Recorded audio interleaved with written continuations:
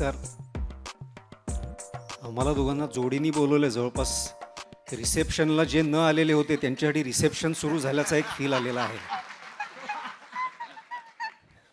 आपण कोणीच लग्नाला येऊ शकला नाही, तर त्या निमित्ताने यांनी हा घाट घातलेला होता. उमप बाबांचा आशीर्वाद आणि माहेरी आल्यासारखं आहे. म्हणजे ते सगळं आहे.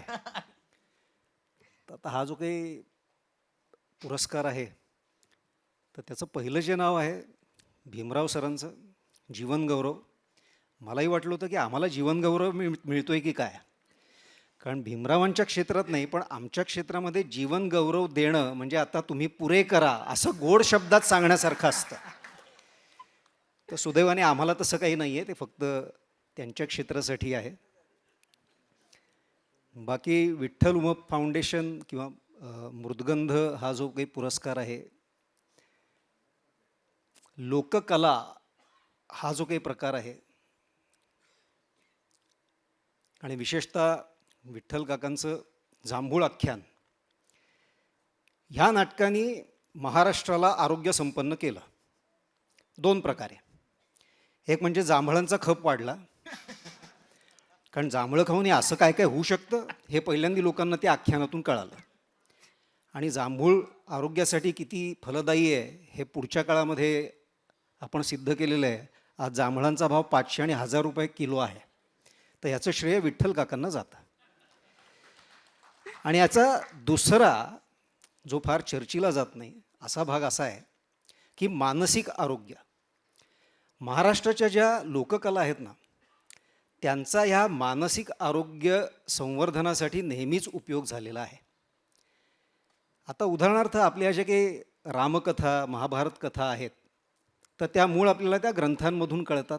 व्यास आणि वाल्मिकींना आपण त्यांचं श्रेय देतो, तिथून ते सगळं सुरू झालं, ते योग्यच आहे.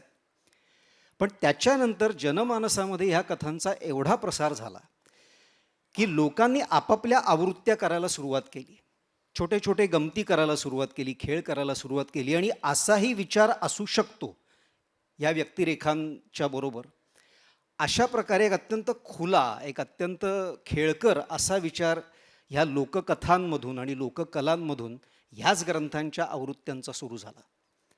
आणि जांभूळ आख्यान हे परत त्याच्यातलीच एक गोष्ट आहे की हे असंही असू शकतं, असा विचार करण्याची एक मोकळीक आपल्याला त्यांनी दिली. आणि ही काय म्हणतो आपण त्याला, मोकळीक किती आवश्यक असते कलाकारांसाठी आणि एकूण समाजासाठी सुद्धा.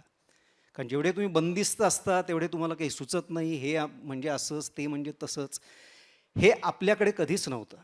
आणि हा आपल्या हिंदू संस्कृतीच्या वैशिष्ट्याचा भाग आहे की लोककलांना आणि लोककथांना त्यांनी ह्या सगळ्या प्रवाहामध्ये तेवढंच सामावून घेतलं आणि त्याच्या अत्यंत वेगवेगळ्या भन्नाट अशा आवृत्त्या समाजामध्ये प्रसारित झाल्या. आणि त्याचं श्रेय अर्थातच एक महत्त्वाचं इकडे शिलेदार म्हणजे विठ्ठल काका.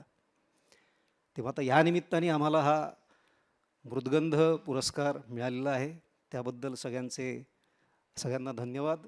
आणि आपण इथे उपस्थित राहिलात त्याबद्दल आपलेही आभार. धन्यवाद. मधुगंधा मम म्हणणार.